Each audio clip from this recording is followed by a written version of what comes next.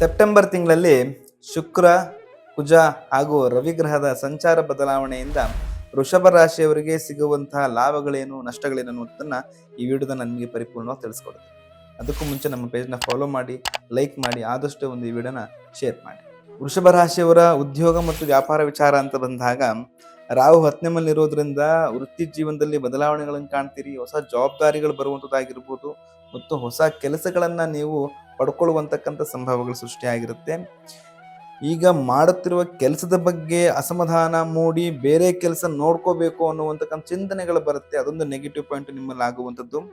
ಮತ್ತೆ 10ನೇ ಮನೆಯಲ್ಲಿ ರಾಹು ಇರೋದ್ರಿಂದ ಆತುರದಲ್ಲಿ ಉದ್ಯೋಗ ಬದಲಾವಣೆ ಮಾಡ್ಲಿಕ್ಕೆ ಹೋಗಬೇಡಿ. ನಿಮಗೆ ಮೊದಲು ನೀವು ಹೊಸದಾಗಿ ಕಂಡುಕೊಂಡಿರತಕ್ಕಂಥ ಉದ್ಯೋಗ ಖಚಿತ ಆದ ನಂತರ ಈ ಒಂದು ಉದ್ಯೋಗ ಬಿಡುವಂತಕ್ಕಂಥ ಯೋಚನೆ ಮಾಡೋದು ಬಹಳ ಉತ್ತಮ.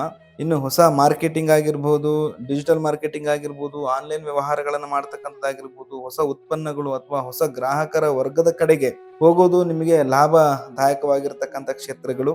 ಆಧುನಿಕ ಕೃಷಿ, ಡ್ರಿಪ್ ಇರಿಗೇಷನ್ ಆಗಿರ್ಬೋದು, ನೇರ ಮಾರುಕಟ್ಟೆ, ಆನ್ಲೈನ್ ಕೃಷಿ ಉತ್ಪನ್ನ ಮಾರಾಟ, ಇವುಗಳಿಂದ ಹೊಸ ಅವಕಾಶಗಳು ಕೃಷಿಕರಿಗೆ ಹುಡುಕೊಂಡು ಬರುವಂತಕ್ಕಂಥ ಸಾಧ್ಯತೆಗಳಿರುತ್ತೆ. ಇನ್ನು ಹಣಕಾಸಿನ ವಿಚಾರ ಅಂತ ಬಂದರೆ ವೀಕ್ಷಕರೇ, 11ನೇ ಮನೆ ಶನಿ ಹಣದ ಲಾಭವನ್ನು ನಿಧಾನವಾಗಿ ಕೊಟ್ಟರು ಕೂಡ ನಿಮಗೆ ಸ್ಥಿರವಾಗಿ ಕೊಡುವಂತಕ್ಕಂಥ ಸಂಭವ ಹೆಚ್ಚಿರುತ್ತೆ. 2ನೇ ಮನೆಯಲ್ಲಿ ಕುಜ ಸೆಪ್ಟೆಂಬರ್ 18ರವರೆಗೆ ಇರೋದ್ರಿಂದ ಮಾತಿನ ಕಾರಣಗಳಿಂದ ಮತ್ತು ಅನಗತ್ಯ ನಿರ್ಧಾರಗಳಿಂದ ವ್ಯವಹಾರದಲ್ಲಿ ಸ್ವಲ್ಪ ಸಮಸ್ಯೆಗಳನ್ನು ಉಂಟು ಮಾಡ್ಕೊಳ್ಬಹುದು. ನೀವು ಹಣ ಬರುವ ಅವಕಾಶಗಳಿರುತ್ತೆ, ಆದರೆ ಹಣ ಉಳಿಸಲು ನಿಮಗೆ ಮೇನ್ ಆಗಿ ಶಿಸ್ತಿನ ಅವಶ್ಯಕತೆ ಇರಬೇಕಾಗತ್ತೆ ವೀಕ್ಷಕರೇ. ಇನ್ನು ಆರೋಗ್ಯ ವಿಚಾರ ಅಂತ ಬಂದಾಗ 6ನೇ ಮನೆಯಲ್ಲಿ ಶುಕ್ರ ಮತ್ತು ಕುಜನ ಪ್ರಭಾವದಿಂದ ದೇಹದಲ್ಲಿ ಉಷ್ಣತೆಗಳಾಗುವಂಥದ್ದಾಗಿರ್ಬೋದು, ಸಣ್ಣ ಪುಟ್ಟ ಗಾಯಗಳಾಗ್ತಕ್ಕಂಥದ್ದು, ಒತ್ತಡ ಮತ್ತು ನಿದ್ರೆಯ ವ್ಯತ್ಯಾಸಗಳಲ್ಲಿ ಬದಲಾವಣೆ ಆದರೆ ಆಹಾರದಿಂದ ನಿಮಗೆ ಆಹಾರ ಪದ್ಧತಿಗಳಿಂದ ತೊಂದರೆ ಉಂಟಾಗುವಂತಕ್ಕಂಥ ಸಂಭವ ಇರುತ್ತೆ. ಇನ್ನು ಶಿಕ್ಷಣ ವಿಚಾರ ಅಂತ ಬಂದಾಗ ಈ ತಿಂಗಳ 2ನೇ ಭಾಗ ವಿದ್ಯಾರ್ಥಿಗಳಿಗೆ ಹೆಚ್ಚು ಉತ್ತಮದಾಯಕವಾಗಿರ್ತಕ್ಕಂಥದ್ದು. ಬುಧನ ಪ್ರಭಾವದಿಂದ 5ನೇ ಭಾವಕ್ಕೆ ಬಲ ಬರೋದ್ರಿಂದ ಓದು, ಬರವಣಿಗೆ, ಪರೀಕ್ಷೆ, ಗಣಿತ, ತಾಂತ್ರಿಕ ವಿಷಯಗಳಾಗಿರ್ಬೋದು, ಕಾಂಪಿಟೇಟಿವ್ ಎಕ್ಸಾಮ್ಗಳಲ್ಲಿ ಉತ್ತಮ ಫಲವನ್ನು ನೀವು ನಿರೀಕ್ಷೆ ಪಡಬಹುದು.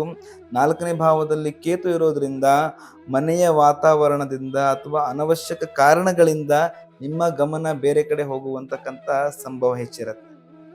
ಇನ್ನು ಕುಟುಂಬ ಮತ್ತು ಪ್ರೀತಿ ವಿಚಾರ ಅಂತ ಬಂದಾಗ ಮನೆ ಬದಲಾವಣೆ, ಜಮೀನು, ವಾಹನ, ಮನೆ ನವೀಕರಣಗಳಾಗಿರಬಹುದು ಅಥವಾ ಕುಟುಂಬದಲ್ಲಿ ಆಸ್ತಿ ವಿಚಾರವಾಗಿ ಗೊಂದಲಗಳು ಉಂಟಾಗುವಂತಕ್ಕಂಥ ಸಂಭವ ಇರುತ್ತೆ.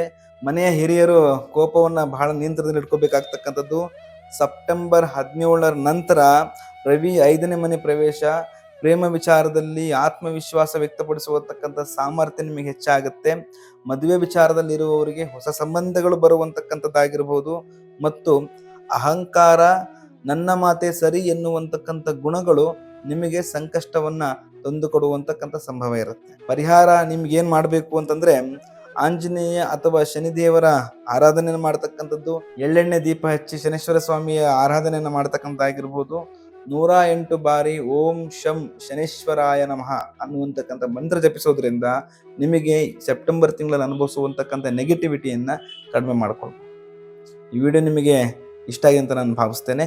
ಹೆಚ್ಚಿನ ಮಾಹಿತಿಗಳಿಗಾಗಿ ಸ್ಕ್ರೀನ್ ಮೇಲೆ ಕಾಣ್ತಿರ್ತಕ್ಕಂಥ ನಂಬರ್ಗೆ ಕರೆ ಮಾಡಿ ವೀಕ್ಷಕರೇ. ಧನ್ಯವಾದಗಳು.